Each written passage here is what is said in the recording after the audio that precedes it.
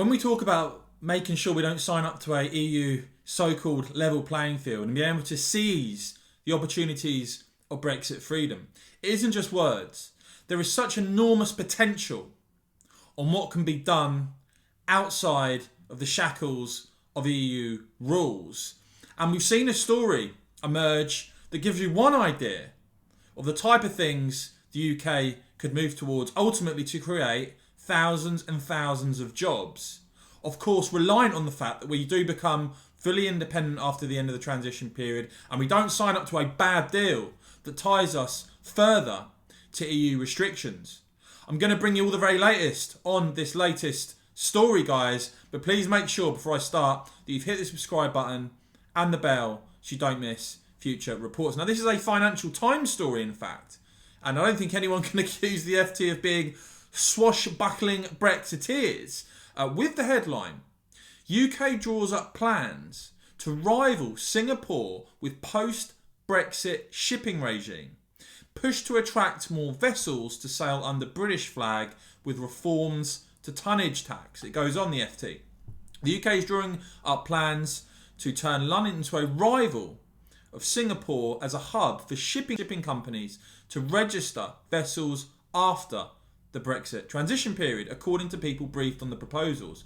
Industry bodies and unions have been canvassed over the reform of the shipping industry's so-called tonnage tax after the 1st of January 2021, when the UK is no longer subject to the EU's state aid regime on subsidies. And we know, of course, it's been referenced many, many times now that when it comes to the so-called level playing field, and as I repeatedly point out, funny, isn't it, that the EU wants the UK, is desperate in fact for the UK to sign up to EU rules, giving the game away that there is clearly a competitive advantage to be had by not being a part of those rules, of being an independent country and of being able to follow your own rules rather than the EU's rules. But of course, we've heard time and time again that that area of state aid is one of the key areas that the EU does in fact want to constrain what the UK is able to do, or indeed punish the UK if we dare to use our Brexit competitive advantage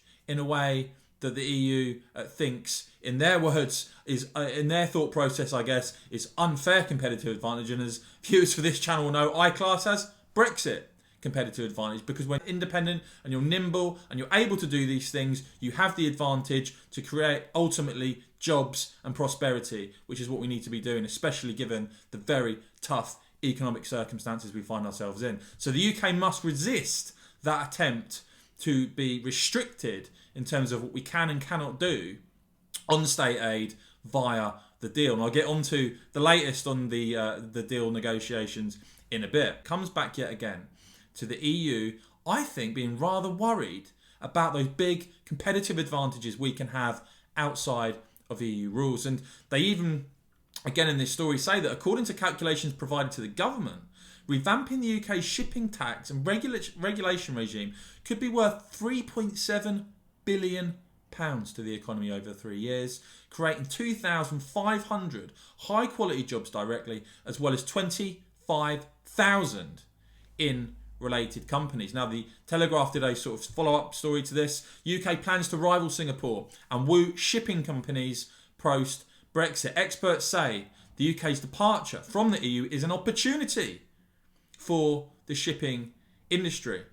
David Blumenthal, a tax partner from Clyde & Co, who handles tonnage tax issues, told the FT that Brexit was an opportunity for the shipping industry. The idea is that if we're not constrained by EU state aid, he said, we could have more ability to do things that would make the UK more attractive to shipping companies, thus creating opportunities, creating jobs, creating prosperity.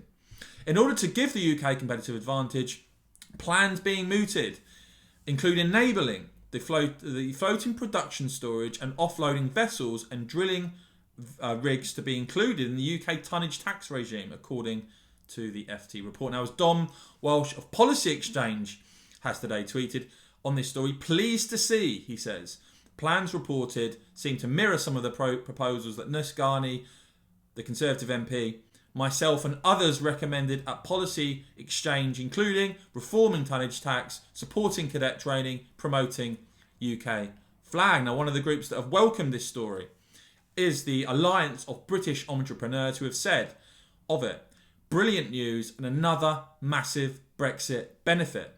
This is one, they say, of dozens of moves in the pipeline to boost the UK economy that were banned under EU rules. This one change alone is worth £3.7 billion to the UK over 3 years, and 27,500 new jobs potentially there as well. Funny, isn't it, that suddenly these opportunities, these competitive advantages are now being recognised even by the EU themselves, hence them wanting to sign the UK up to a so-called level playing field. I hope that is completely and comprehensively rejected. Now, as to where we are with the deal, the Times, with a report today, fishing is last barrier to a Brexit deal, says EU Commission Chief President Ursula von der Leyen. She told MEPs that the next days would be decisive. Well, we've heard that time and time again, of course. When you think about it, something has to happen soon. The transition period finishing at the end of this month. Von der Leyen saying that the good news is that we have found a way forward on most issues. This is now a case of being so close and yet so far away from each other. We do not question UK sovereignty on its own waters, she said, but we ask for predictability and stability for our fishermen. Well, British fishermen haven't had much stability over the last few years, have they? They've seen their businesses decimated, they've seen their industry betrayed, they've seen their livelihoods smashed, and coastal communities have bore the brunt of that. That cannot continue. We want to see a resurgence in our coastal communities as an independent UK.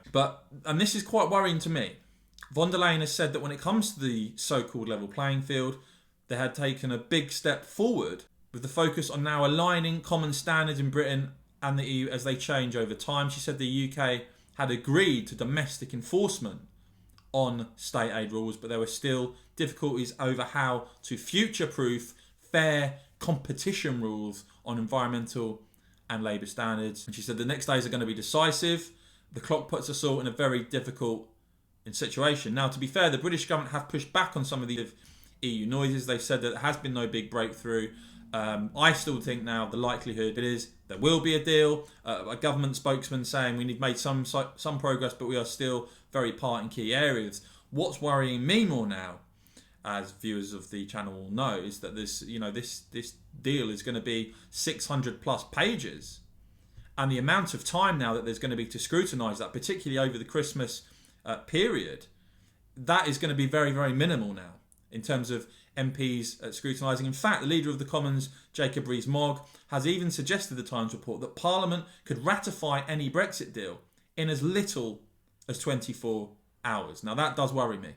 When you're looking at something this important, at this length, it needs proper scrutiny, and we're now looking potentially at this being done in a matter of just a few days. But on the wider point, back to the original story, another example of taking Brexit competitive advantage that leads to jobs and prosperity, giving this country a competitive advantage outside of the EU rule. But of course, that depends on rejecting the so-called level playing field. That depends on rejecting restrictions on areas like state aid. Let me know, guys, do you think, what do you make of this first of all? What do you think of this Brexit competitive advantage? Do you think Boris is going to hold firm? Do you think he'll walk away? And of course, guys, if you've enjoyed this report, if you found it helpful and informative, please do give this video a big thumbs up. Would really appreciate that. And if you want to support me and my work here on the channel, please do hit the join button.